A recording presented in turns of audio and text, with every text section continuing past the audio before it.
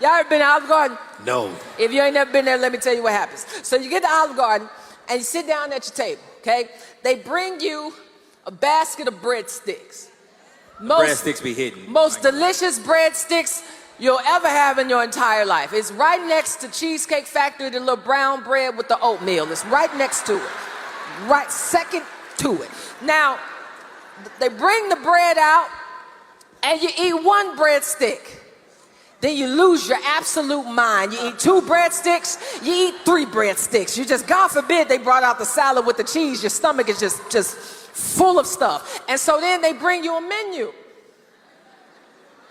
You ain't even got your order yet. They bring you the menu. You scroll it, you like, okay, I'll get some chicken marsala. Okay, I'll get some lasagna. Okay, I'll get chicken fingers because I'm basic like that. Like you make your order, right? Then when the waitress comes out with your meal, something strange happens where you realize that you don't even want what you thought that you wanted. And the reason that you don't want it anymore is because you consume so much bread that you don't have capacity for anything else. And that's what happens when people get the bread of life. That's what happens when people get Jesus, is that they are so full of his love, so full of his power, so full of his truth, so full of his grace that they don't have capacity for foolishness no more.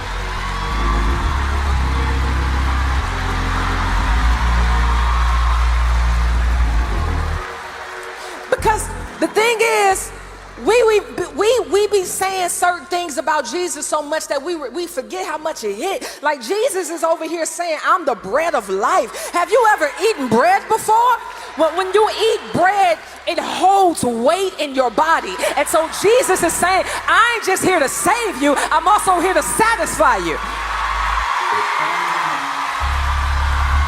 You better teach. I ain't done. Then you got Jesus talking about, I have living water.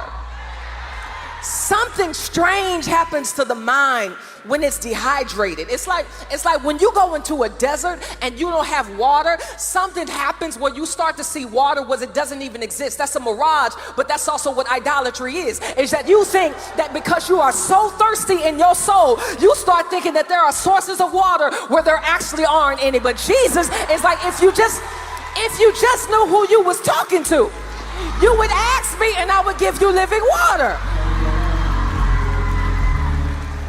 So that's all I'm saying, is that when you preach Christ for real, when you teach God for real, when you exalt him for real, that is what changes the passions of the people. And so if we want people to stop being deceived, we got to help people love God more. Amen.